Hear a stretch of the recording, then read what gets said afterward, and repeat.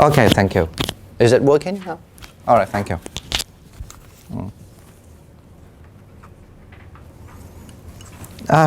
Today have the because we have the we don't have. We do have a list, but it's categorized to causes. No, the fruits. I produce them. No, I mean the 5 fruits. Do they find where are they? Not separately. It's conjoined causes that gives fruit. I see. And we don't have the board here also. That causes that gives the fruit. Retrieved causes, efficient cause gives fruit. It's essentially. So do you think that is there any way that we can have a board here? No. We could ask the office. Yeah, ask them whether is that possible. Fruits are listed on the next page, I think. Yeah, the next page is like 5x 2.1, 2.2, 2.3. yeah, 2.1, 2.2, 2.3, 2.4, 2.5.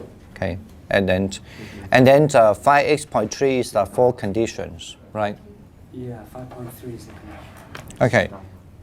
So we just remember there are 6 causes, 6 causes and 4 conditions, and then 5 fruits. Okay. We'll wait.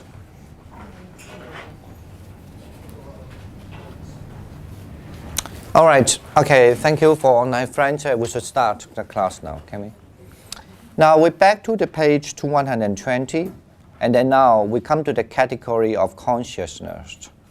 Now before we start this, the category of consciousness, I'd like to know why, I'd like to ask you a question, why do we have this category of consciousness? To confuse us?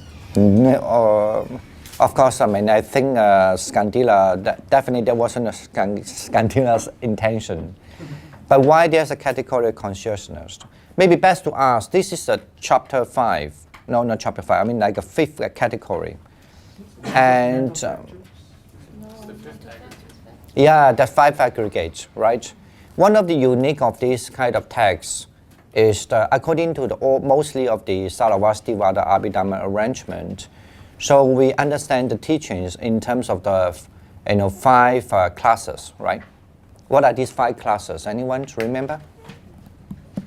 I still had to, because those structures you got to have at least a minimal understanding of those structures. Yeah, we went over the last week. So the form and the mind. And there's the disjointed mind, yeah. Mind, mental factors, and nirvana. These are the 5 consciousness? No. There are 5 classes. 5 classes, or you could say the metal, the material, the first one, right? And then the second one is the mind, right? And then the third one is the mind concomitant. Yeah, and then the 4th one is what? Disjoint mind, right? The Dhamma destroy mind, formation destroyed from the mind. And then the 5th one, Nirvana, right?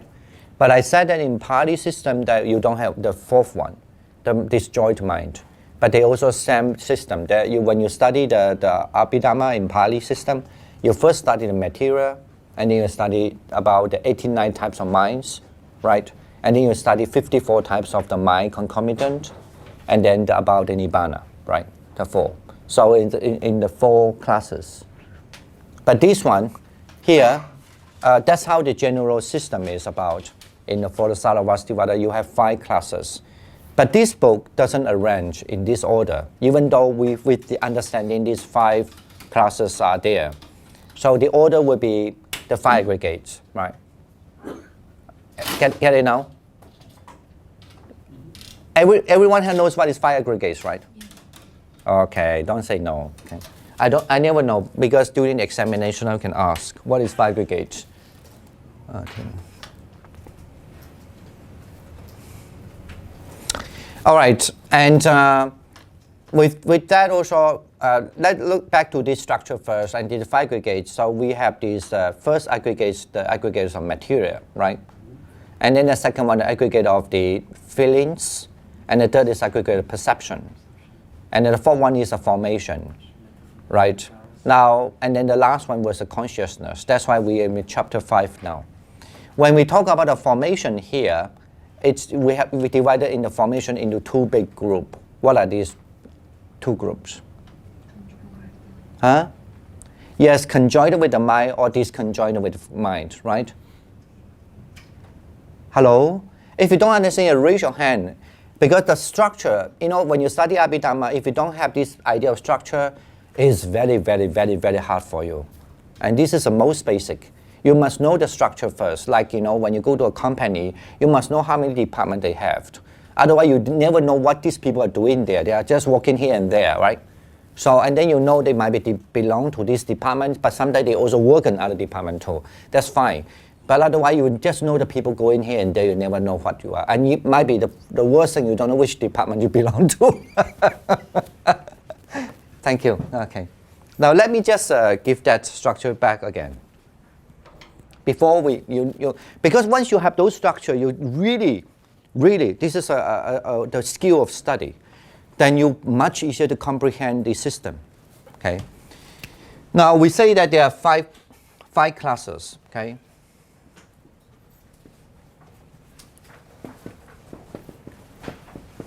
Sorry, no, 五品.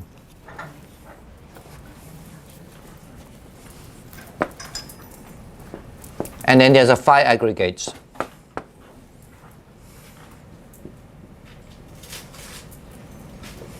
Panchaskandha.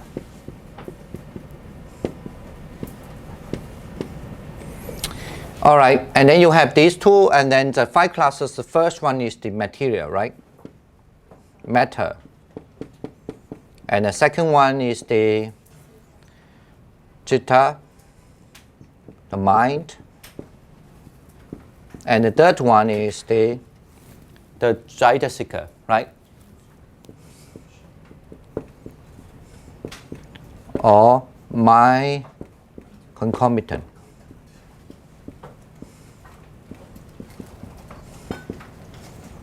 And the fourth one is the disjoint mind. And the fifth one is the Nibbana, or the Nirvana. Okay, when you say the 5 aggregates, the same thing. You have the first is the mind. I don't want to put this now. The matter, sorry. And the second is the perception. Feelings, sensation first. Of sensation and feelings, that's okay. Sensation, and then you have this perception. And then the 1, 2, 3, 4, and the fourth one is formation. And the last one is the consciousness. That's what we're going to talk later. All right, so matter is the matter here, right? And then this is how the Sarvastivada classes, right? How they class the system into 5 groups. And then here you have 5 aggregates. When you talk about a consciousness, that relate to what? The citta. I said that answer already. So that will be related to the consciousness, right? In other words, actually, even during the 5 classes, we haven't studied what is meant by the consciousness yet, okay? Because if we group it in the 5 aggregates, so this will be in the consciousness. And the Jaitasika, mean the mind concomitant, that will be belong to where? Hello? Huh? Jaitasika? Yeah, they belong to this, right? They belong to sensation, perception, and formation. Okay. What about the disconjoined mind? It belong to where? Good. Still belong to the formation. Hey. What about the nirvana? By itself. Belong to where? By itself. By itself. Okay, good. So now when you look at the chart, then you know if you want to discuss the Sarvastivadi Abhidharma with respect to these 5 classes or Wupin, okay, with respect to the 5 classes, and in the 5 aggregates, matter is equivalent to what the matter is about. When you say the feelings or sensation and the perception, that will be included in the Jaitasika, meaning the mind concomitant, right? And the same thing, even the formation also included in the Jaitasika, right? Get it now? But this conjoined mind is also in the formation. But the nirvana has to be stand alone, And because it's why it stand alone, anyone give me an example? Why, no, explanation why it stand alone? Those will be if there's examination. Those are the questions. You know why? Because those are very basic idea, but it's very important, of course. Why it stand alone? Why? Outside of cause and condition. Huh? Because it's outside of all the cause. Yeah, because it's, I don't think we should say. Yeah, it is unconditioned because it's unconditioned. Okay. Okay. Because it is so. In other words, mean when you say about these 5 classes, the matter, the jitta, the jaitasika, the disconjoined mind, they are still included in the conditioned dhamma. 有为法, okay? It's still included as a conditioned dhamma.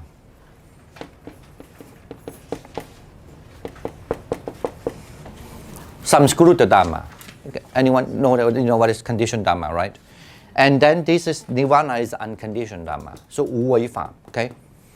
All right. And then now, beside this one, this still one thing is kind of like missing in the matter here, the 5 classes. Still there's a subdivision of the 5 classes. Anyone remember? Say that again? There's a division of the matter here. Space. No, those are the elements of matter. But there's, like say for Universal, no. great, no, say that when you say the formation, right? You have this called formation. Formation, in terms of formation, you have this conjoined mind and also these two are these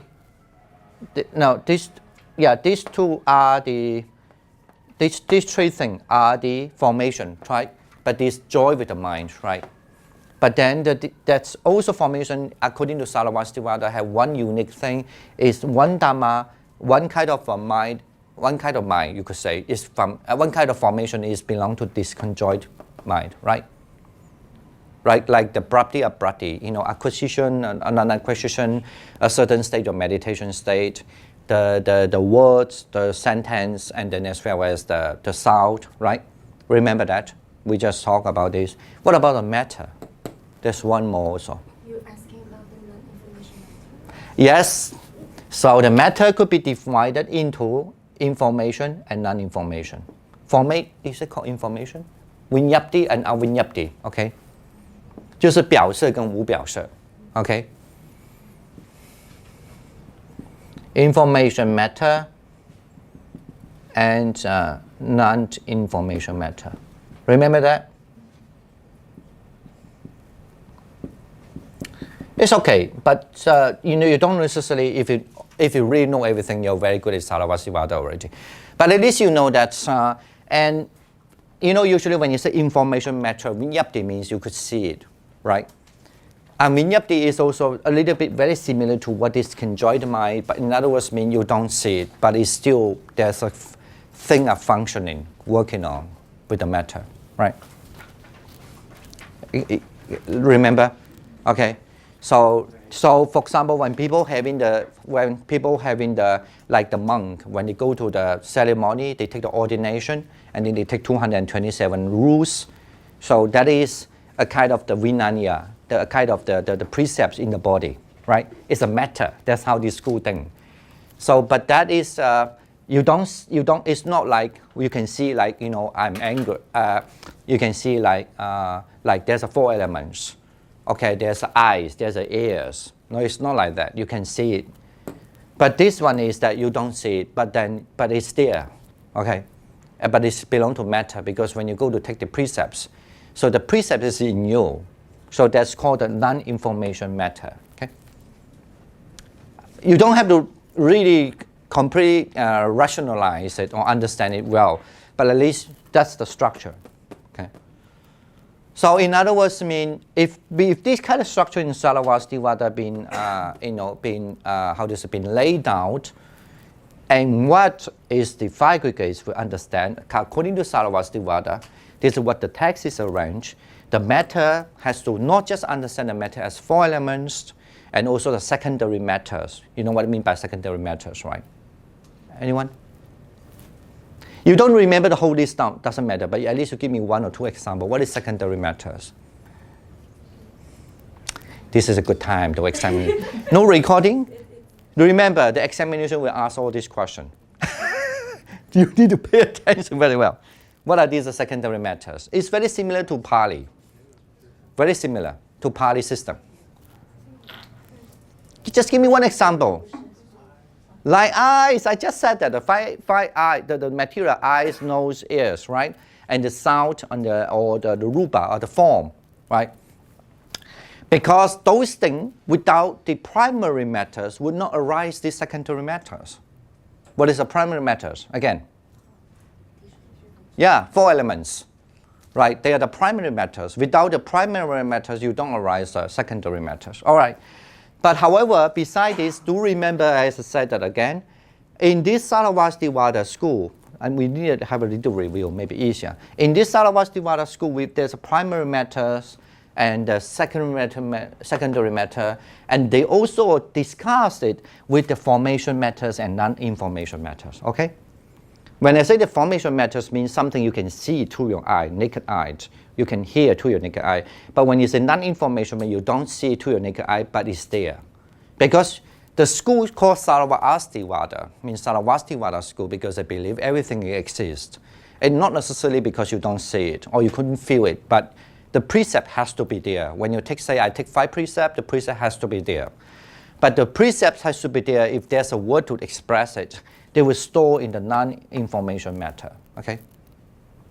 Okay, that's the reason why the influence of Chinese, I want better to say that area, like from the north of India, either Pakistan, Afghanistan, and then Central Asia, and even to the China, because those days, you know, that's how the route, Silk Road goes to.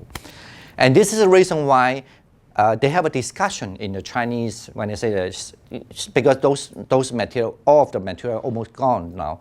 You do have a few Sanskrit material nowadays, or maybe even some of the Tibetans. They also talk the same way, but then the Chinese has most of it. Okay, so that's the reason why I say Chinese, mean including some Tibetan too. So that's the reason why the Tibetans and then the Chinese will talk about when somebody, even though they have a precepts, when they die, the precept would not follow them because the material would live along, right? The 4 elements will go and they would live along. And in other words, mean even the precepts in this life, you took it, when you die, so I don't want to say you, but when I die, so and then the precept would leave me alone, okay? Because really? Why? Yeah, I won't carry my as a monk precepts to the next life. And when I'm reborn again, I won't have, okay, when I'm a little baby, I'm a monk because I have 227 precepts like that, you know. But you could have some memory of it, no? No, memory is different thing. Right. Like people can disrupt, they want to abandon these precepts too, right? I want to say that they don't carry the next life because that's how they keep it in the material. Because you know when you die, the material should be leave you, right? Get it now? But your mind, your Jaitasika, your disconjoint mind, and then your Nirvana. Okay, forget the Nirvana first. This has to be carried with you, okay?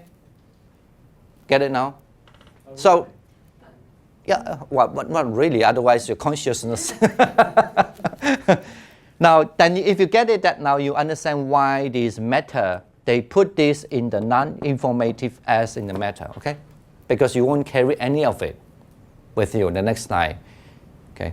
But some of the non-karmatic or rootless, without, you know, it's a neutral state, you don't carry it, right? What? Like this not cause any karma. But the karma is still in the mind, in the citta, in the consciousness. Even though you've been influenced by the matter, but actually if you really took it, it's almost like implied that the karma was only working on your matter. No, not on your matter, but on your mind. But are there any, we're not only talking about the wholesome and unwholesome, we're talking about something functional, right?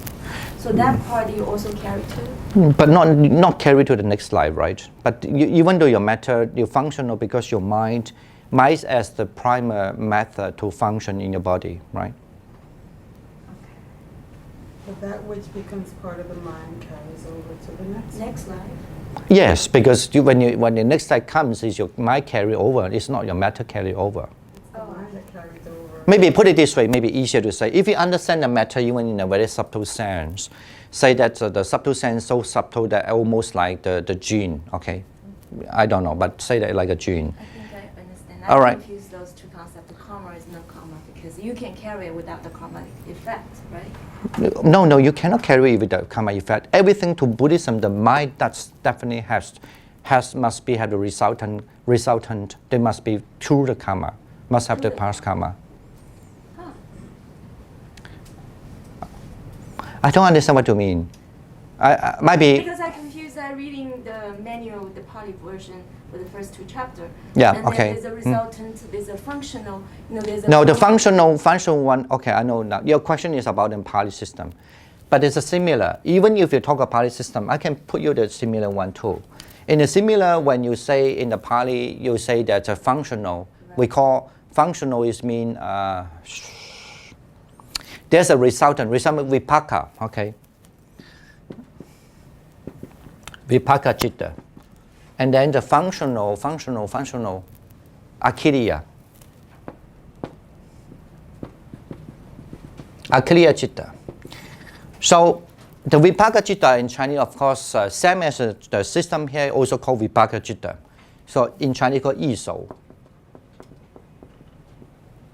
mean the resultant, 意守心, huh? But the akiriya, usually Chinese, they do have that, but hardly use it. You say 无记, mean without record. Okay. However, usually the Chinese system, or Sarvastivada, put it this way, I don't say Chinese, Sarvastivada system don't use akiriya citta, but they use this non-defined. Right, yeah. Okay? Non-defined. Anyone remember this term? Non-defined? Yeah, we learned before. I can't remember. 无父无记, I think. It's called 无父什么? 无父, because I forgot to put my notes anyway. So, anyway, I know it's non-defined. I think it's non-defined, non-functional. I don't know how they translate. So it's actually to refer to the same thing. Okay? So they also carry to the next lifetime. Yeah, they carry to the next, but this is mind. It is mind. I was not talking about mind. There's no question about mind. Oh, okay. I was saying the matter, you don't carry next life. Okay? That's all I know. Yeah. Okay. 就是无父无记啦, in Chinese called. So it's the same as what the Pali mean akiriya. But of course, as a result, when Arahant and the Buddha say that even in this life, if they attain the nirvana, this kind of the vipaka citta would not arise. Okay, the resultant citta. No, I wouldn't say that would not. It arises, so that it would not create a new resultant citta. Maybe best to say this. So it would not create a new resultant mind, but it only creates this akiriya citta in Pali. The same thing actually in Sarvastivada. They just use different term. So and they only create the 无父无记, means the non-defined, non-functional mind. Okay. And then, when they attend the Arahant or Buddha, so then they have this what we call this. The result mind is I think in Sarvastivada, I think it's called what, and it may be called a fruit mind, okay? But in the Pali, we call that as a smiling mind, because their mind is always smile, okay? Okay, get it now? Yeah. What's the second one? Non-veil, non-design. This second, akiriya. Akiriya means actually, even though it looks like the mind, let's say they see a person, and then they might be, maybe he see a person, he disapprove, let's say, the Buddha did that too. When the Buddha told the people there's no self, but there's some monk, they still think there's a self, for example, right? And then the monk, take an extreme case, is like, and then the Buddha was told that he believed in the self, and he misunderstood what the Buddha said. So then the Buddha called the monk and asked, really, do you still believe that what I said about there's a self? And he still hold on his idea, and the Buddha disapproved and kind of like scolding him. You're foolish monk, how long you been here already? But I also told you already, this is not the concept. Why you still want to hold this concept? Of course, for a person who are just in between, I mean like a person who doesn't understand, we think, oh, the Buddha get angry, what I'm saying. If you say the Buddha get angry, accordingly, it means that he will have this he will create this kind of vipaka citta. That means the resultant mind. And the angry as a resultant mind, because have the have the cause, have the base as the anger, right? The anger comes from either anger or because of the attachment. So then they will have this resultant mind. But for the Arahant and the Buddha, I mean, at least in theory, definitely he cannot create any future karma. So when he won't carry any future karma, means he will not produce any resultant mind. Get it now? Hello? So, but he only will create called akiriya mind in Pali. The same thing actually in the Sarvastivada, mean the one that non-defined,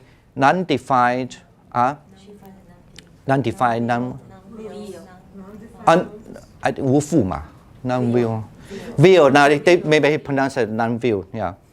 Non-will, non-defined kind of mind. The same, just different term they use, but they want to say the same thing. It's almost like a neutral mind, okay? Because this neutral mind would not produce resultant mind. If it would produce resultant mind, either because for the good karma, like when the Buddha was disapproved or disagree with the other monk, he don't produce that kind of resultant mind. He's not actually angry, okay? With what we understand, they have the roots, still the anger was there. And the same thing, even though maybe he was like doing a good thing, like, you know, he is praising, he would say, oh, you are such a wonderful monk, you do a good job. This is a good, called the wholesome act, right? The wholesome act, if he can produce a resultant mind, then they will have the future. But the Buddha and Arahant, even though they praise people, they would not also create a good, so-called the resultant mind of what we call the wholesome resultant mind. Get it now? Because if they create the wholesome resultant mind, that means they will be born in the heavens or some other place. So they will not produce any kind of karma, but there's still karma working on. According to Abhidharma system, when the karma still working on, but you cannot categorize this kind of karma as a resultant mind, okay? It's always just only functional, okay? But we put a different name for that, called just akiriya. And then the Chinese, Sarvastivada, put other name. It means just only the functional mind. Okay. No question now, right? And then the nirvana, of course, is because it belongs to, this is, you know, five aggregates is also in the condition, right?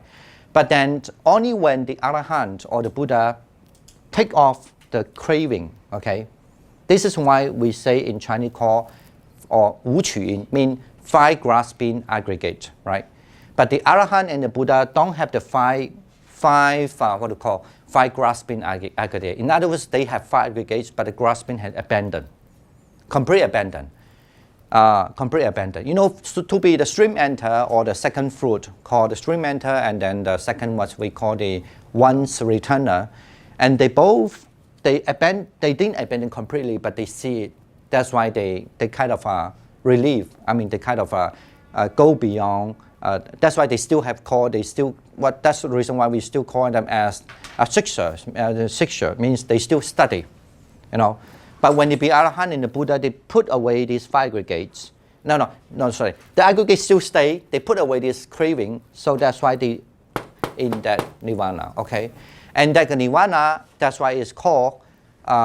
Basically, anyway, that's how the nirvana mean. Okay, when at least this is early Buddhist understanding. In Mahayana, with that later on, if you're interested later on, we'll talk more. But you have to learn this basic thing. So it's the basic thing is that, so when at the end, the Buddha or the Arahant, when they pass away, okay, even they have to abandon this one, right? The matter, that means the body. Because when there's a matter, you're bound to face to the old age, right? And then the birth is suffering, the old age is suffering, and then the sickness is suffering. They had about to face to this because that's how the human rhyme is about. That's why when they abandon this one, even though this consciousness might be stay, kind of like this is all belong to the mind. Remember that? This is the matter, this is the mind, right? The nama and rupa mean the mind, mean so this is the matter, this is the mind. So only the matter, you could say it's stay, you could say that, but of course it's not a very nice word to say. Just for a simple version. So that's why it's called Wu-Nipan, because abandon of the matter. So that kind of when the Buddha said I'm leaving now, and of course the monk and everybody was so sad, and he said, this is the final liberation. That's why I call the final liberation without any remainder. The remainder here refer to without the matter, okay? And actually maybe even indirectly refer to the consciousness. But when it comes to Mahayana Buddhism, it's much more than that, because, and the Mahayana will understand, when you say without remainder, the matter, there's no question about that. But the question is when you say, whether the matter here, the mind, mean the name, so-called the mind, how that mind would be. Because it has to be a Nibbana mind, right? What kind of mind is a Nibbana mind? That's how the Mahayana later on, they had to deal with this subject. But I want to say this to you, it means that's the reason why you understand. If you understand Sarvastivada or even Pali Abhidharma, it's so important because the Mahayana all came because they want to give more detail. Or maybe they think there's not enough. They need to maybe trying to explain or trying to, how to say, I want to use the word infuse. Basically, mean trying to infuse more information on what happened even after the Buddha passed away. Okay.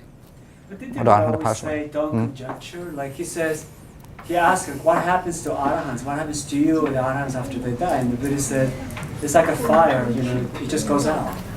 So then Buddha, I think his objection was the fact that don't get too much into the conjecture. No, but they why don't. Why are the people getting so much into, with the Buddha said, you don't need any more information, this is enough. But sometimes the Buddha did, when the people ask Sariputta and Moggallana, especially when they ask Sariputta, and then who is that Sariputta and I forgot. Yeah, and the Katyayana. So, and they always explain something, even they ask Ananda, right? So, but the Buddha didn't approve that they explain the thing. Oh, I see. So, sometimes when they ask the Buddha, you have to understand, you cannot jump in a conclusion. So, for example, if you ask me a question, I have to depend on the situation. For example, if today we are not in the class now, we are just doing meditation. You ask me, oh, what it is avinyapti? What it is mean by non-information matter? I would say, don't think about this. This is not important. Important now, what your attainment is important. Depends on the context. Right? But now now we are not doing meditation, but you want to ask something else, I maybe also explain to you. This is the reason why the Buddhist texts don't just, I know that there are lots of people, they just want to bring one statement and say, that represents the Buddha view. You never know. Depending on the context. Yeah, depending on the context and the situation and the place, right? So, and at least, everybody know that. I'm sure you know that. So sometimes if you're very busy too, you want to leave, because the Buddhist text would not record, Buddha is about to leave. And then suddenly someone came in, and then they ask, Buddha, tell me what is Nibbana? And the Buddha would say, is this important for you now? It's important now when your mind is calm, right? But if you think that, you take that as ultimate or the authority on it, and then you always tell people, the Buddha say, not important about Nibbana. Important is just about your mind. Does it say anything wrong? Yeah, not totally wrong. Is it completely right? Not completely right too. Because you have to see the whole situation, right? So, because the Buddha at that time answered the question, understand these people, he's having a very agitated mind, and the Buddha thought that might be best to just tell them to calm down. Nibbana is not the issue to talk about, right? That's be careful about. Okay. All right. Now, firstly, before we move on, what we're going to read, any question first? Is it clearer to you or get more confused? I only saw 2 men knock the head, and all women are in deep samadhi. Usually the women are very good at meditation, and so-called the stage of non-judgmental, no judging. Okay, now clear now, let's look. In other words, we come to back to the next we're going to reading is about the consciousness, where we didn't deal with. But you might be strange. Usually, why the consciousness we come to this late? Because this book, the entrance to Abhidharma by Skantila, the book we're reading, actually the structure is like this, right? So that's why the 5 aggregates, the last thing is about the aggregate of consciousness. So that's equivalent to normal Sarvastivada table as the second one that you need to learn, called the Citta. Okay. And then after this, we're going to talk something beyond these 5 already. When I say beyond, I mean it have not directly related to it, but we start to talk about the 5, about the cause and effect, and cause and condition and effect, 就是因缘果 and then this treating. Okay. Okay.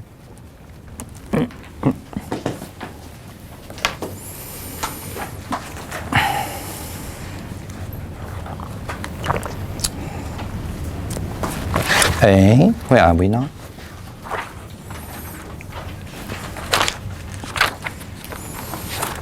$120, right?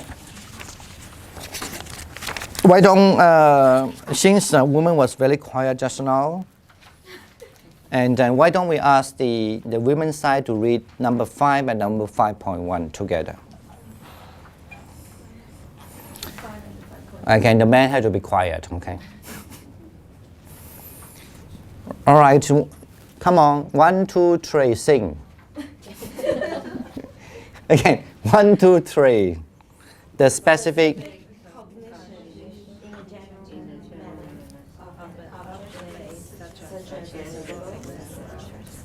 Without its particular details, is named consciousness. That is the present function of vision, etc. With regard to the 6 external objects of the vision, etc., which arise with accompanying assistance of the visual faculties, etc., and which apprehend visibles and other objects only generally, are named consciousness. Again, 5.1.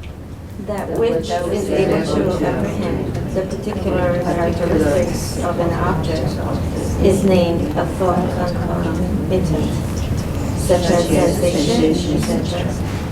Consciousness does not have this function. It serves only as a support for the thought concomitants. The function of consciousness exists only in the present moment, within a single moment of which the specific cognition takes place. All right, good. Let's the man read the next one, 5.2. 1, 2, 3. Are you gonna give us a chance to ask questions? No, we are going to talk separation to that. 5.2. 1, 2, 3. Consciousness also receives names of mind and thought. It is also by which the fundamental essence of the sentient being may be designated. Its function is the specific cognition of the visibles and the other objects. It is divided into 6 types by reason of the 6 different faculties. And 6 different objects. These are named visual consciousness, etc. Up to mental consciousness. The Buddha himself has spoken of its characteristic in the sutta. It is named consciousness because it cognizes discriminatively. Hence, we know that its characteristic is discriminative cognition. All right, thank you so much. Yeah, anyone have question of this? Maybe take it sentence by sentence.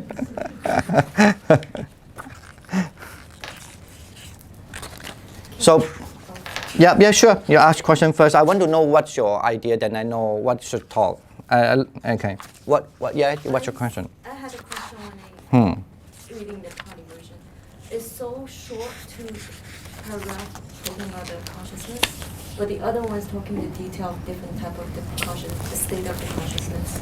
So what's the reason why we don't, or just because it's the entrance book? Which one? You mean the Pali one or this one? This one. Okay, basically it's like this. Luckily, I know somewhat the Pali version, otherwise it's very hard. Basically, the Pali version is not because of short or long. Because the Pali version, anyone help me to erase this one? Can you erase this? Yeah.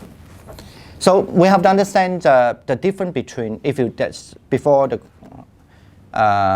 question is that the Pali version, no, it has nothing to do with long and short. Maybe I will describe what's the difference between the two.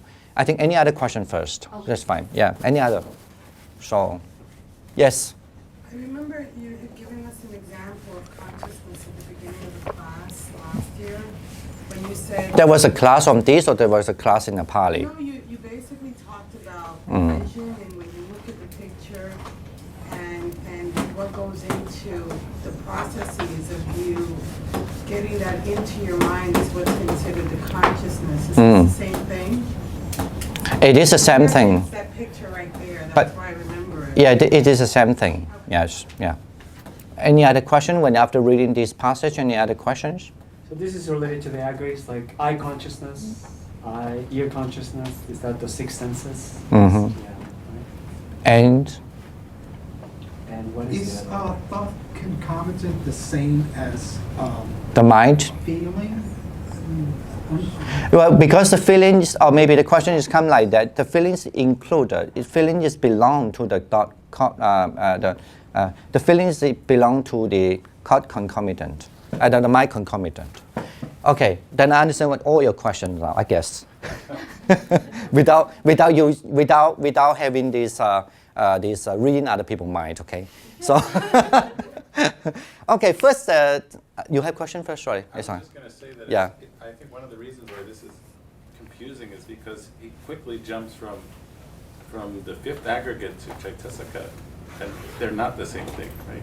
They're not the same thing. But he blends them almost together, or he quickly jumps from one to the other. It is, but then because the text is, you have to remember this text.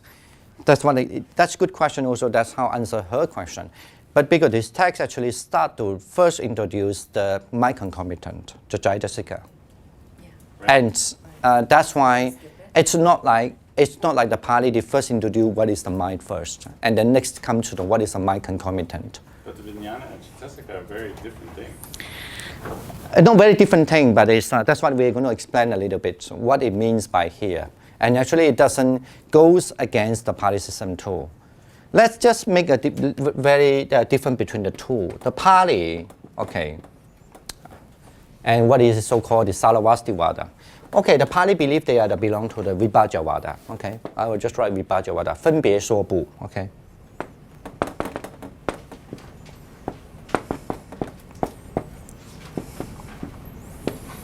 And then this is Salavastivada. You know, 分别 means analytical school.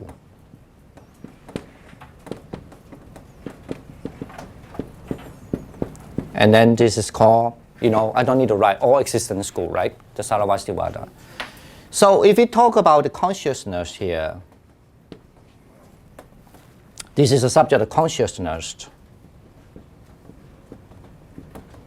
I don't need to write all because it takes time. Okay.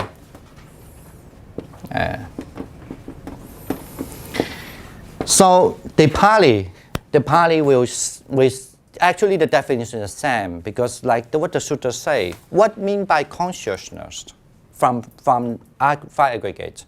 It means when you can recognize things and discriminate it. I mean you can know what it is. It's called consciousness. It's very simple. There's no any difference between the Pali and Saravastivada. The Vibhajavada and the Saravastivada, there's no the same. I mean you're able to discriminate.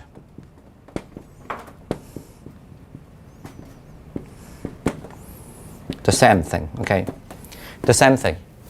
But the difference would be, but the Pali, when you say this, the consciousness, it has 89 consciousness, okay?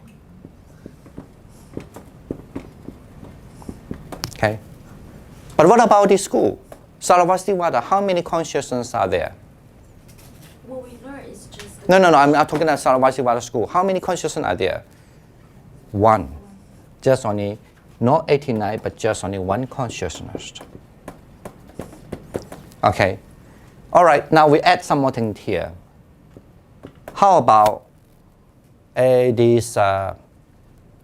That's only one consciousness here, okay? And what about? Actually, no, I was wrong. It was not one. 6 consciousness here. Okay. There are 6 consciousness here. What about the Yogacara school, 一切四谛论, or the 唯识宗? How many consciousness are there? 8. Yep.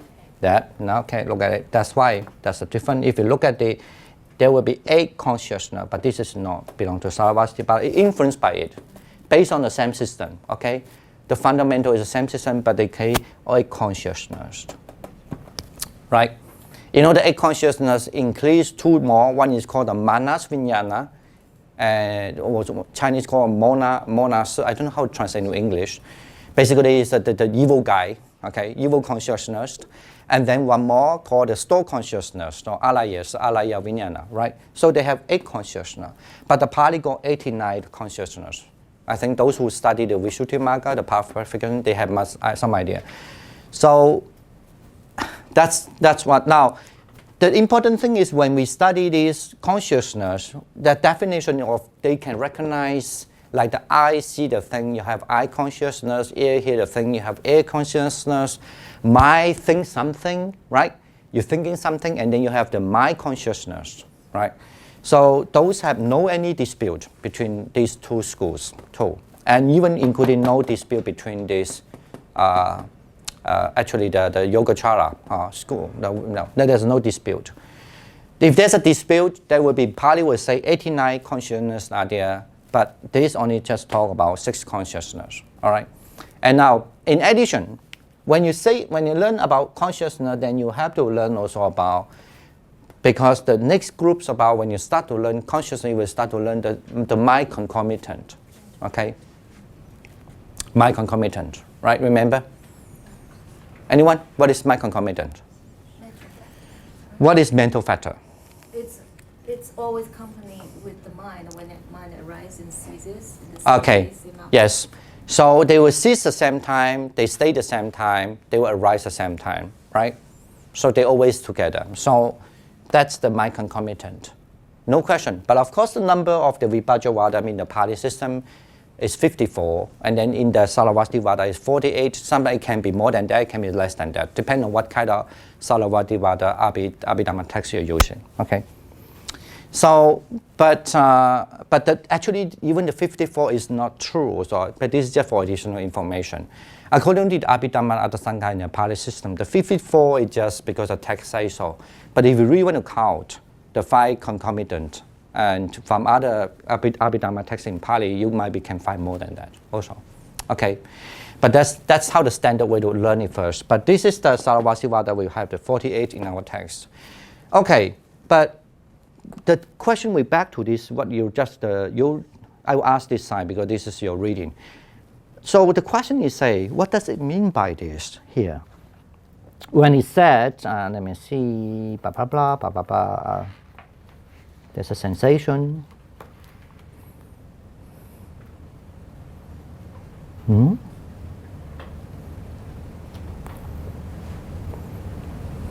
No, did you read the same thing?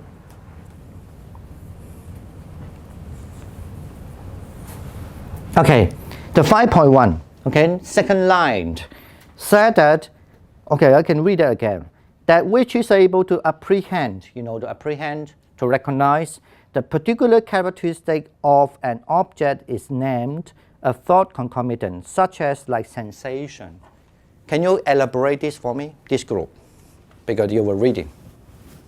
What does it mean by that?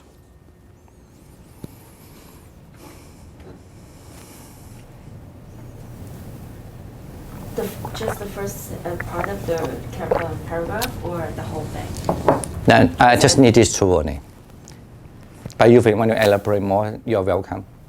The thought concomitant can understand more detail.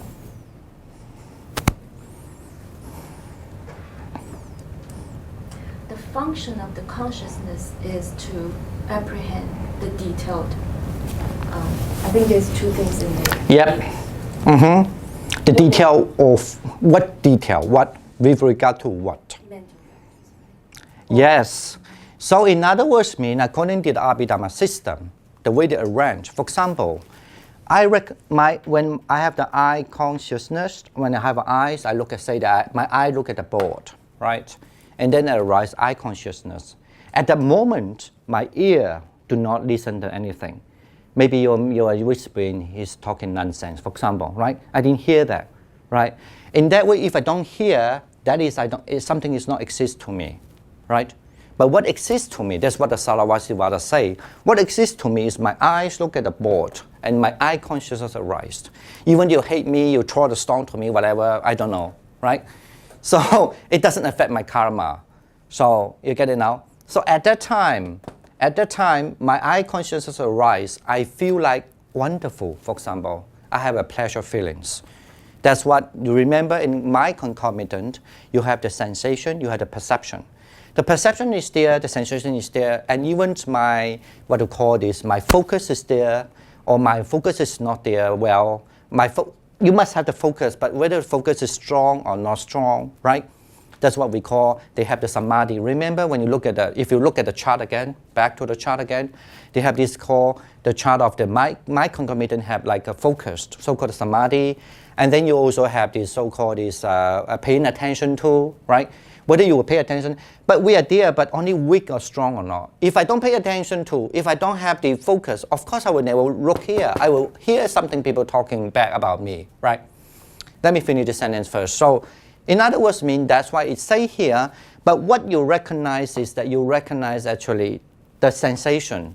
It is the recognize, you could say, is the consciousness, but the recognizing itself is the mind concomitant. Get it now? Okay, yes. But if you hear that and you choose to ignore it, what isn't that? No, that's another question. I choose to is another question. That's why that you have to back to the Abhidharma system. That's the reason why when I am looking at a board the moment, that including the choose there, that we call chanda. Remember the desire. If you look at the list of this is something in the Pali. There's no any different. But don't say choose now. Choose is another thing. Choose is my mind, right? The same thing, the moment when I'm thinking, oh, about these teachings, right? Abhidharma. So that moment, we're talking that very moment, you are having everything there. You have a sensation, you have a perception, you have the choose, the desire, you have the focused, even though it's weak or strong, but whatever, you have the focused, and then you also have what we call resolution, means kind of determination. It's very quick, but then you must have all these components. This is why either in Pali or either in Sarvastivada school, they also say the same thing. That's called the Sarvata, just universal elements of the mind concomitant, right? It's the same as the Pali or same as the Sarvastivada. There's a universal one. But in the jhana, for example, when you are in the jhana, when people meditate in the jhana, that moment they have to add the 10 universal are there, but then you can add one more mind concomitant in the jhana, okay? Get it now? So let's say if you're in the first jhana, then you must have the dhyana, then you must have the first jhana mind concomitant there too, right? Okay, and you have a 10 universal, and then in the dhyana, the first jhana, you have the 5 things you have to recognize. So altogether, how many are they? 15, okay? Because with the 10, that's a minimal, like you have 10 fingers. So when you have a dhyana, means almost like this. Let's say this is a dhyana, then you hold this, right? So let's say you hold this, maybe it requires a different angle, whatever. So this means you have a 15 thing to get at the moment, that moment, okay? All right. So that's what it means. So basically, it's very simple. When you say the consciousness, the function of consciousness, just like defined in the Pali or even in Sanskrit or in Chinese, particularly mean the sutta from the Agama, just recognizing mean consciousness. Okay, but however, to understand, to know what is the sensation, what is the perception, what is the focus or not, that is actually functioning by the mind concomitant. Get it now? Hello, Kitty? Yes. Okay, good. We can have a little break. Let's have a little break first, and then we'll be back to have the next round. Okay, good.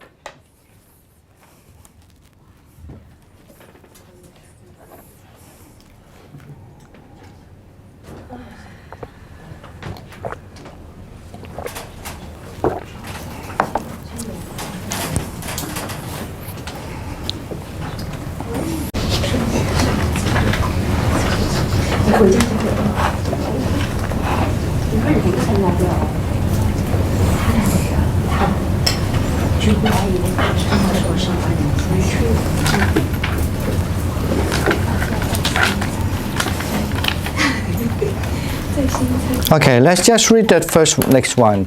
We are going to talk about something actually, one of the I would say not easy, but if it in terms of practice, just put a little bit of information before we go into talk this, because this is actually it's not only just observing what is a matter, it's not just observing what is a sensation and what is a perception. Because as we understand according to the Abhidharma system, since we are learning this, let's just inclusively just talk about Sarvastivada as a main thing. So you have to also observe the sensation and perceptions, which is also belong to part of the nama, the matter, the mind, or non-matter, okay, the mind. And then you also have to know the formation, remember? The formation, what are they formations? So you understand how many kind of the mind concomitant are there, and in which time this mind concomitant arises, and which time some certain type of mind concomitant will disappear, and sometimes how the four elements can be, you observe one element, sometimes you observe four elements, sometimes you will find that there's a secondary matters, and so on, right? And then the consciousness is just taken part as just aware.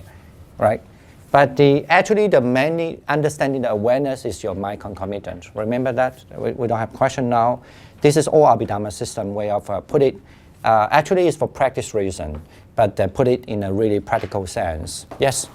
So the consciousness itself, the reason why you know that you see something is because of the accompanying thoughts. Yeah. That come with it. Yes. In sort of a nutshell, so it's not just. But the company thought it could be just only at time, just only one, could be like a sensation, then you know feelings. So you know this is what, that is what, that is this, that is big, that is small, that is a perception. If you get cold? No, that's sensation. That is perception. So if you feel something cold and your hand feels that sensation. That's perception. That's considered perception. Mm-hmm.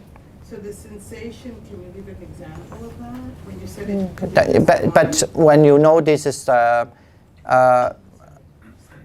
exactly, no, the perception is more like you know that's a cold, right?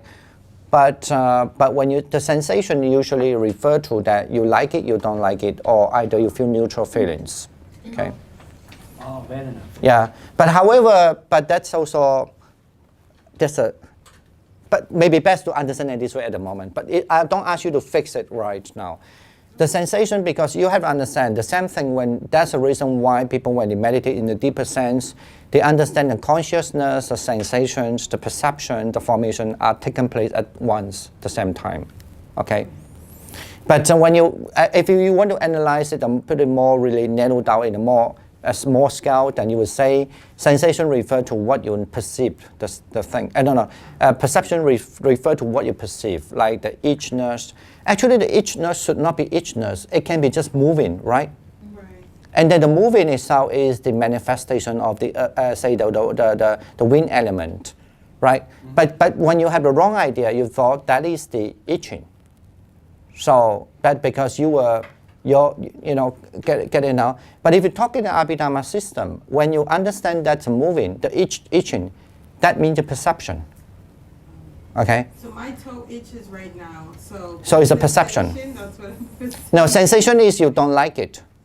Oh, I don't like it. Yeah, that's a sensation. Okay. But wouldn't the co-committance be more like, oh, it's hurting again, why does it happen, I should maybe move, all this other thought stuff? And then that will be the continuous of what the first perceiving of the itchiness. Right.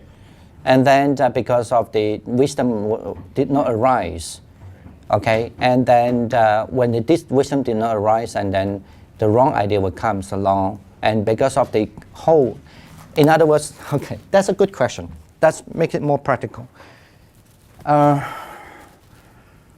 Let me see. Okay, say that there's a person and he feels itching. Okay, and then the person feels itching. Let's say so-called itching happens, arise. Now we are talking in the Abhidharma system. When the itching arises, it means that the four elements, that means the matter and the mind are together.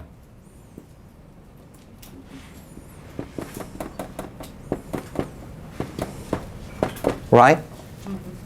Because you could have many, you could itching, you could have softness, you could have burning, but you don't all focus on burning, you only focus on itching in your body sensation. So the body sensation is the matter, okay? And then you're using the secondary. Now you're not using the primary object. The secondary matter is what? Body, okay? Body itching, right? So then your mind, in mind here refer to the consciousness and everything, right? Remember. So that time when you have this contact with this, that moment you might be aware. Your aware will be sensation. Say that some people are aware sensation. That's how I usually do, at least. Some people aware say is a perception, okay?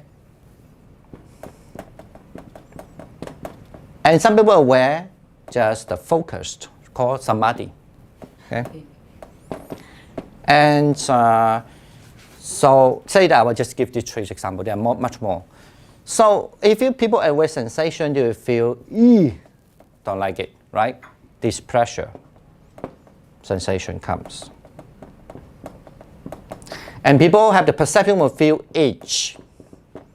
Okay, itching. Right? If the people have samadhi mean no, something there. Okay.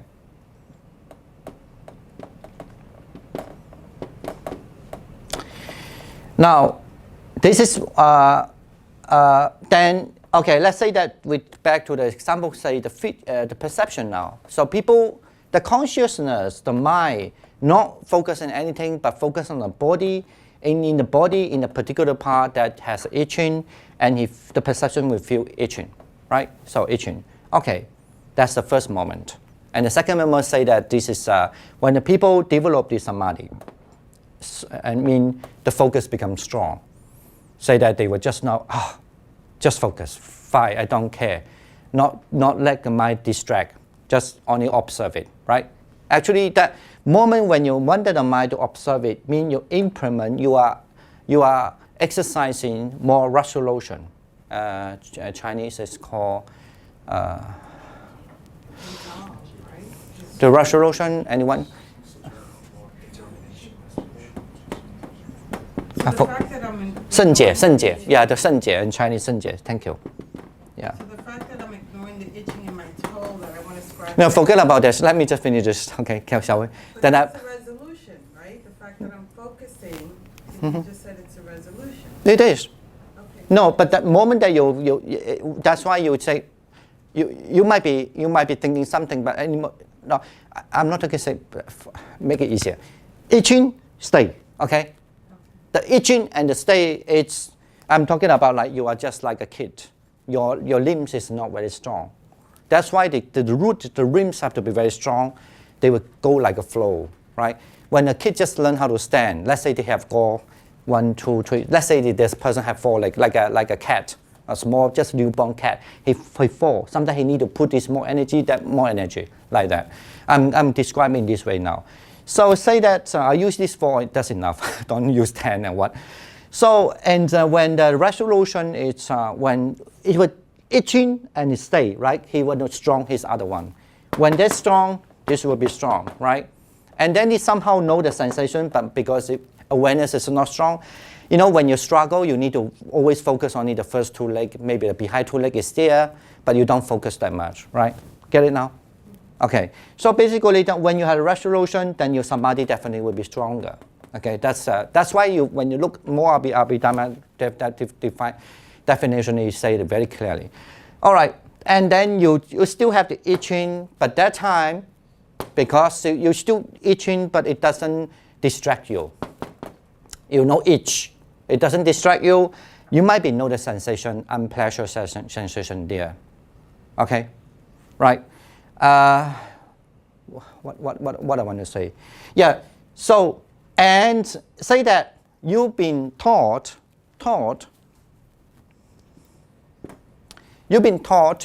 that you have to focus on the primary matter, right? So this is how the wisdom comes. And this wisdom is called hearing. 就是听闻，由听而来的啊。Because of hearing, you have the wisdom. You remember that. I'm not thinking something else. I just want to focus on elements. Okay. Say that that's someone teach. Say that I teach. Say no. That time you focus on your sensation. So and then you will focus on sensation. But someone say no. You focus on the 4 elements. You will focus on 4 elements. That's fine, right? But now forget. Just give one simple example. The wisdom give you is mean 4 elements. Okay, elements. And then the next moment you will do, the itching will almost like it will not take place that much. Okay? It will not take place that much. So this thing, and usually what it would say, this thing will be balanced together. But you will not only focus on this, you will not focus on this or what, but you only focus on bodily. Okay? So this is what we call see the thing as it is. Okay? Yeah, of course. That's so then you are applying this to see the thing as it is.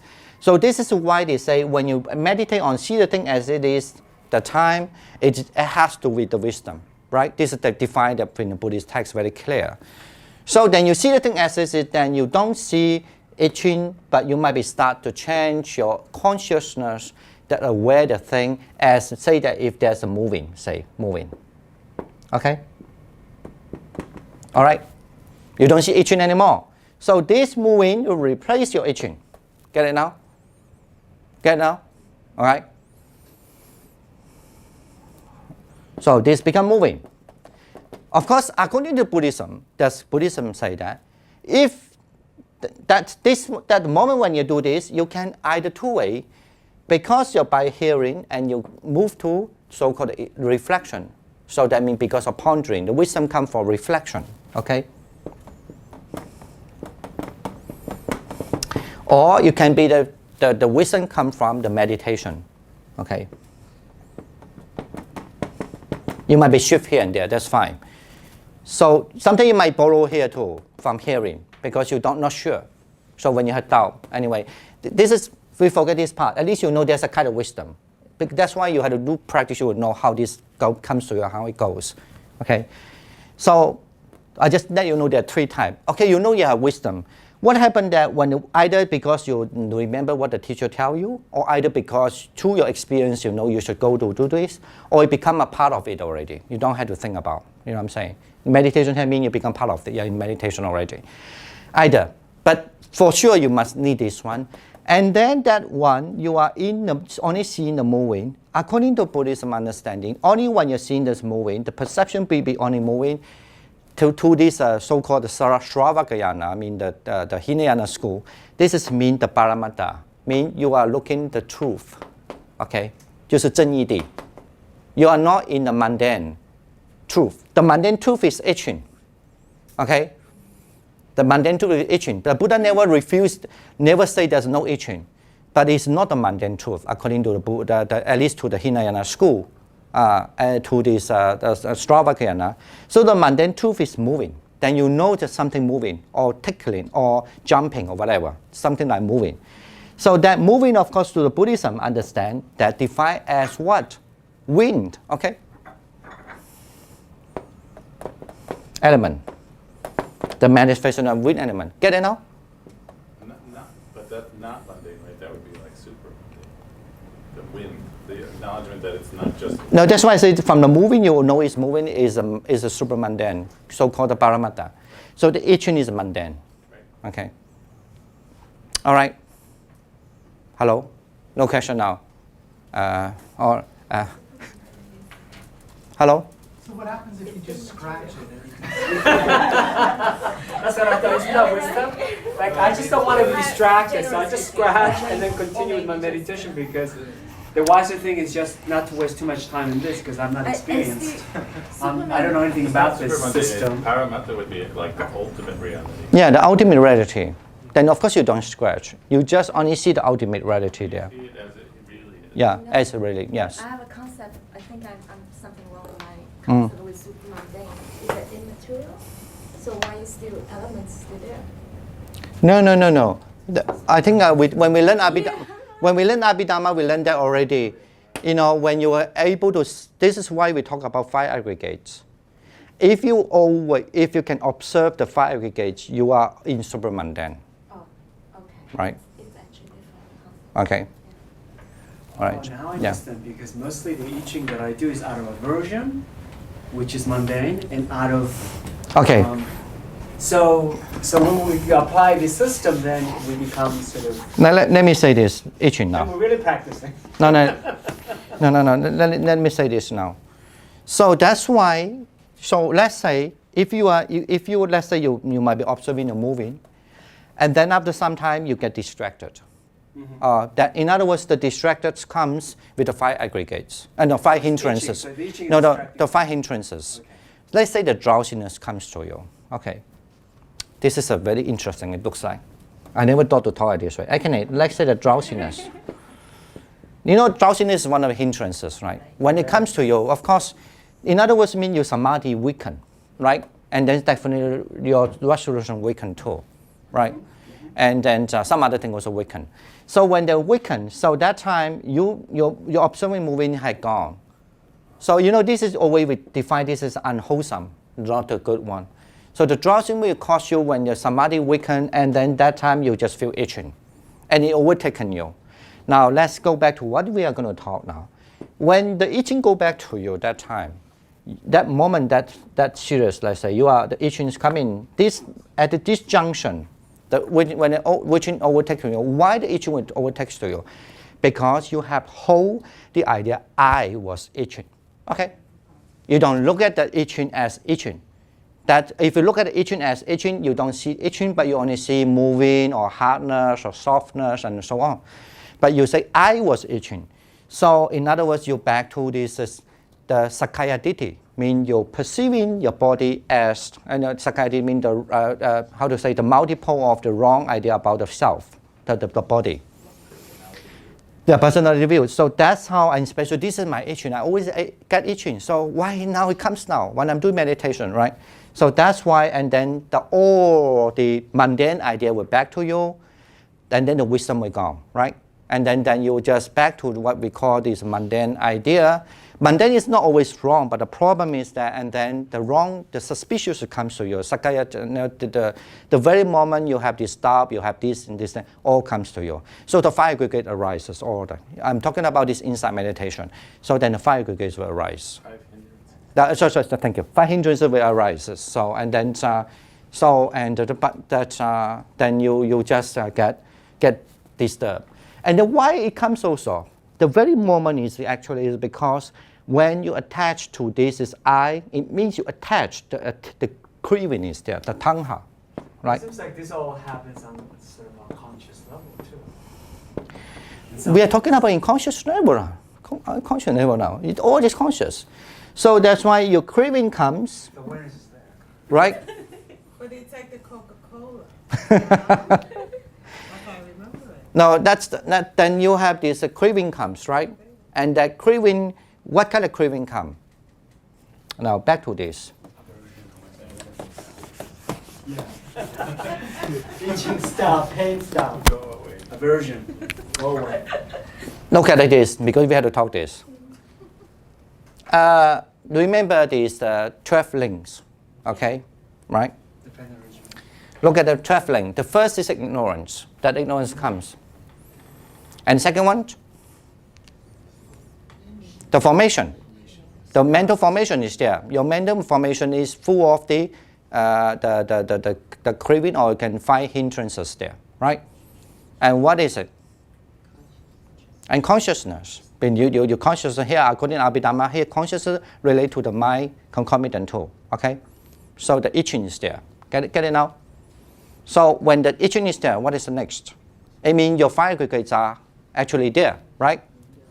And this time is the 6 ayatana, 6处嘛, The 6 ayatana, what are these? So the body, right? The body and with the body consciousness, right? Remember, understand? The 5th one. And then what is this? And then because of this together, basically the consciousness and the body, right? So, and then sanchu. I mean, there's a contact, right? And then there's a feelings, right? And that's why and when there's a feelings, there's a craving, right? Actually, we're talking this not like, oh, it go like that. No, instantly this thing there, all right? Instantly, it depends on how good you are meditate. You might aware the awareness, you might aware the formation, but I mean, in a very down to an easier way, you aware there's a contact, itchiness, and then also the feelings, and then you're craving for the feelings because you don't want these feelings. Okay, get it now? So that's why you understand. That's why we can change, right? That's how we can liberate ourselves. How? How? You don't want it, it's wrong. No, yeah, that's you want it, it's wrong. So you have to sort of be equanimous. No, that's why you just only can observe.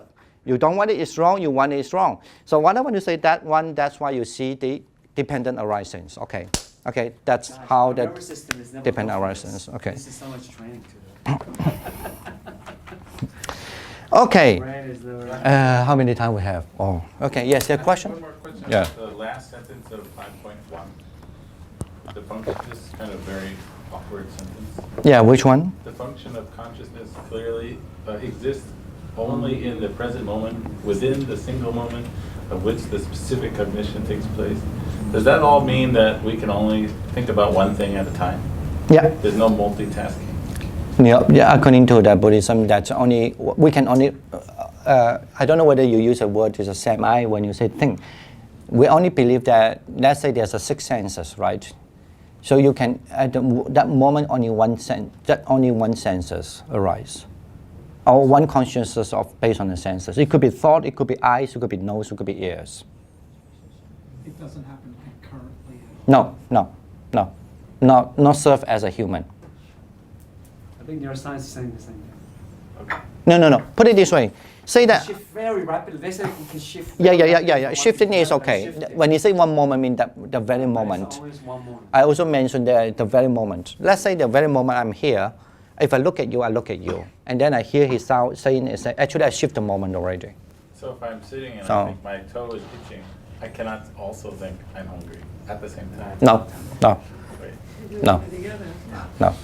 So we flip back and forth. Very rapidly. Yeah, very, very rapidly you flip back. Yeah. Hundreds. So that's why you flip back very quickly. The same thing, even flip back very quickly, like, your toes hurt, right? When you feel the toes hurt, and the second one, I said, truly, there's a toes, then you flip back to your mind already. And then again, you look at the toes again. Looks like not too bad, like last time it was. But when you look at the toes that moment, you are on the matter, your mind is on the matter, on your body. And then you think, oh no, it's not too bad because last time it hurt more. So you're on your mind, right? So all these co-commitments are also in groups flipping back and forth very, very fast. Yes, very fast. This is hundreds of millions. That's why in the meditation they say that when you're deeper, usually you do find the time lapse very. Of course, you meditate, time go very quick. There's no time concept already, and when you go beyond the time concept, you can see your mind flipping here and go in there and go in there. So that's why there's a simile the mind just like, I think the mind like what I forgot. No. I want to say, I know that the Buddha did use the animal to use a simile. I forgot. But anyway, it's kind of mind will always never stop. Like, I know that, let's say, the ear, just like, the ear is like a crocodile, right? So all of the animals in one pose, and they're all then the same room at the same time. crocodiles, they will And always look each for the animal water. represents the senses. Yeah. So every senses look for something. They all crying for the chance.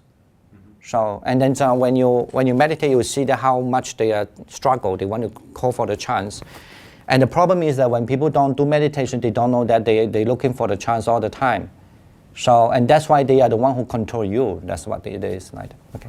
Right. And when they have a chance, you come here, like the lots of very the noisy cake. Come here. Everybody raise a hand and ask, pay attention to them. That's why we have a stranger living In within us. jhanas, you're still, the 5 senses are still looking for opportunities, or No. the mind is. No. In jhana is no. In jhana, as I just mentioned, in jhana, so you are actually, it's a samadhi, and then you have strength in your samadhi already, but your jhana, you will stay in the certain mind state, and the mind state only have 5 kind of things happen, but it's purely mind. The physical will not affect you. That's the reason when people in the jhana, even though you hear the sound, you just know the sound, it will not disturb you. Okay? So, I have one question. yes. Let me finish that. In other words, it's kind of like because your jhana is a little bit strong, so you hear the sound. Yes, in that time, when the moment you hear the sound, your mind go there. But because your mind is so focused, you know, and then it will not be carried away with the sound until you're back to the jhana. Okay. All right. Yeah. In 5.2, the second to last sentence, it says, it is named consciousness because it cognizes discriminatively. Does that mean we can only think discriminately? Yeah. So how does a Buddha think? It's not here or there. Is that why there's no karma or attached to the thoughts at that point, because you're not discriminating? I have to say it's very hard for me to understand that too, but I just want to say in theory, I just only can learn that by heart. I'm not a Buddha for sure, so I don't know. But in theory, definitely, it just say the Buddha would not produce the resultant karma. The reason why it's not produce the resultant karma or resultant mind is because they only recognize it. Say that they recognize you are Sam, you are who and who Young and who and whoever. So he would not thinking that. I don't know how to say. It's because, as I say, the 5 aggregates there, he understands because he himself had root of all the ignorance, the wisdom, basically you could say the wisdom take part of it already. So he understands the person, but there is no kind of, it would not add in something new, either because you have a craving with the people. Maybe best to say this, because you have to understand the karma.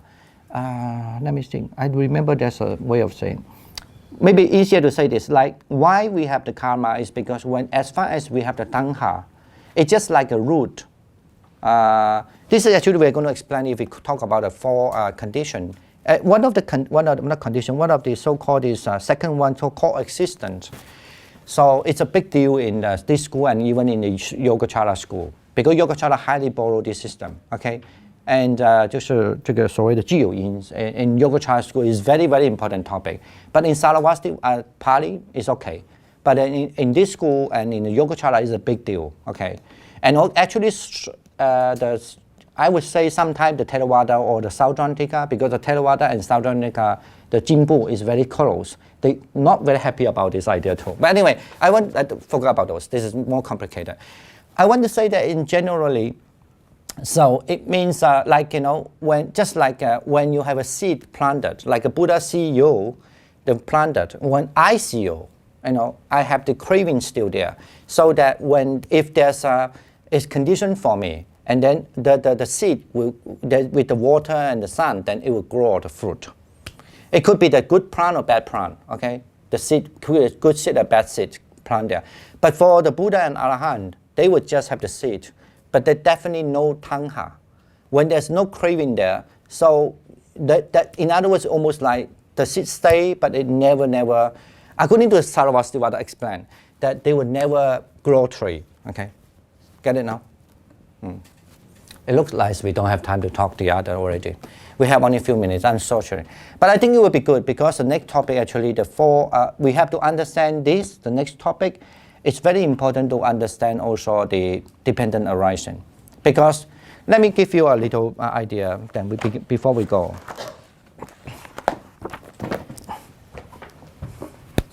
Continue on the same chapter, I guess. Yeah, not the same chapter about this conditioning here already. It is difficult, but I think that especially if you're interested in meditation or even in theory, it's very important. And it's a little bit difficult, I would say. Because you need really training mind all the time. If you generally means you have 4 kind of say that you have 4. Buddhism talk about the cause, okay, and then you talk about the condition, and then you talk about the fruit, okay, or the result. I'll say result or the fruit, right? So in different school, a different way of talking. But this school, how many causes are there? 6 cause are there. And then there are 4 conditions. And then 5 fruit. Okay. So what does it mean by this? Before we really talk about the content of this, we first understand when you say the cause mean, let's say, there's a cause, right? In, okay. And then you must, based on the condition, if in no condition, there will have no result, right? So that's why yin yuan guo, okay? Right? So now so for example, like, it's give you some maybe easier one. Well, just let's say vipaka, let's say the yi shou guo, yi shou yin, means that something, your eye, you see something, right? It will produce the eye consciousness. So, and then the yi shou guo, the cause of this is what? If you're craving, right? The craving is there. Okay. When you're craving also, you must have the condition. If the condition is not there, then you will not have the result. Okay. One of the most common condition is the condition is called anandara, mean 无间道, 无间缘. It means it's say that if you have craving, the craving could be embedded in your matter, it could be embedded in your mind, but the craving as a cause must have the condition, let's say, and stop your cravings to the object, but not just one moment, but you're still looking at the object again and again, right? Get it now? All right? For example, so that's it become the condition mean the anandara condition. I'll just give you one very simple example. So with that, then you will have the result. The result will be the new goal anyway. It means that in accordance with this craving, so what craving is the nature of the craving is what? Unhappy, right? You know that, we know that when you learn this Abhidharma, they define that already. The craving will always make you don't feel happy the moment, right? So that's why in terms of sensation, you will feel unhappy. So that's why the unhappy as a result of the consciousness arises. Get it now? Okay. But now this we are talking the much more complicated because 6 things, 4 days, 5 days, how they go together. Okay. Get it now? So the next topic, I would suggest you, even though you don't understand, but at least remember the name for me. Otherwise, when I say this name, that name, you'll get confused. At least you know there are 6 names, 4 days, 5 days, 6 days, okay? And then we're going to talk how they work together. And this is actually is Abhidharma system, Sarvastivada system Abhidharma to say about, it means even when the people meditate, they have to be understand. I don't mean that everybody have to do that. Everybody know this cause and effect and condition, right? But to Abhidharma system, like what we learned in the past, they are much more meticulous in everything what the Buddha taught in the past in the sutta. They collected all the thing into the system, okay? So in that time, they would explain to you why like this, what this cause come, what that kind of result. What kind of cause will come that result, and which condition is not there, why it's not arise, and so on. That's they have another system. Yes. So you see, excuse me, for example, a happy person, looks very happy, and you're like, I wish I were that happy and carefree. So that's the craving. Sorry, I was wrong. The cause of craving is always happy. I was wrong. Yeah. I was wrong there. The definition is, nobody correct me, okay? Bad dhamma, bad. You see, I don't want to brand myself brand new. You are the bad, you should correct me. Now, the craving only also have 2 results. One is either happy, one is confused, only 2. But my thing is, I like to sort of look at the full sort of craving. You said it could be sort of within you, something that you see, you connect, whether it's genetic or something you grew up with a person swinging in a swing as being happy, right? And what is a condition for that? And I know the result is that you're, when you look at the 4 noble truths, when you look within yourself, why are you sad? Why are you upset that this person is happy? But what is the condition? Because that's the part that I missed. That's what I'm asking. When you started describing this, I missed the part where you said this is a condition. If you can repeat it. And give me an example, because that's how I learned. Is condition the same as reaction?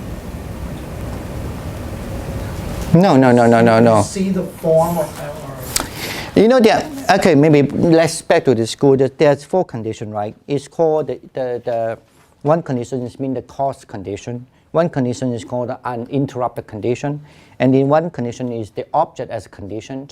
And the other one is the mean, adipati means, I don't know, forgot to translate what it means like something pushed forward. For example, the condition here is that if your object that time was not seeing the swinging, say that your object was seeing a beautiful guy, then your craving arises, right? But that's condition. So it's called the alambana condition, means the object as a condition, right? And then the adipati is kind of like more like, you know, that's how you used to be. So even whatever you see, kind of like you have, you always make the condition as a bad way, could be, right? And then also same after what Anantara just now I say, this one means that you see the bad guy as a condition, right? But however, I mean, no, not bad guy, I mean the nice guy, very beautiful guy, you get a lust comes to you. But then the next moment, you also still look at it because you didn't interrupt yourself to let to change the condition, right? Maybe you like you say, and at that time you saw that, and then you change the condition to the people are swinging on and then might be you don't have the lust, right? You might have something else, I don't know. But that's why I mean, you might have, you know, some other feelings, perhaps maybe loving kindness on it. You feel nice, these people are doing that. So, but you don't have the lust. So the craving is not there, right? So, and then that's mean the uninterrupted condition. You stop the uninterrupted condition. Or the hairdo means, this is just a simple version. It makes, okay, so we go that in the, luckily you have 1 week break, you know, and then you can, we don't have class next week, so we might have class after next week. But anyway, so we do have a meditation on the 1st of August. And then I just look at the chart, the meditation a little bit. You could come at Monday a bit late also, right, for registration. But I still suggest you if you had time. Yeah, Friday a bit late too. But anyway, so Monday will be done. I would try to make it actually, I don't know, I just still think the Sunday we should end it not in the noon time because it's too short. So I will see how is it. Okay. Finish later in the afternoon. A bit late afternoon, that would be good. Okay, all right, and thank you for your coming. Just do the transfer merit with our Sagalananda, the big monk, you know, high monk, tall monk. And then we end up the class. Devanaga Mandika. Punyantang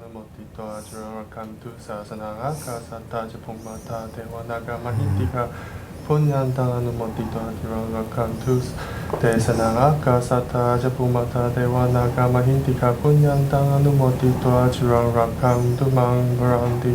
Sadhu, sadhu, sadhu. Good, you know how to recite it.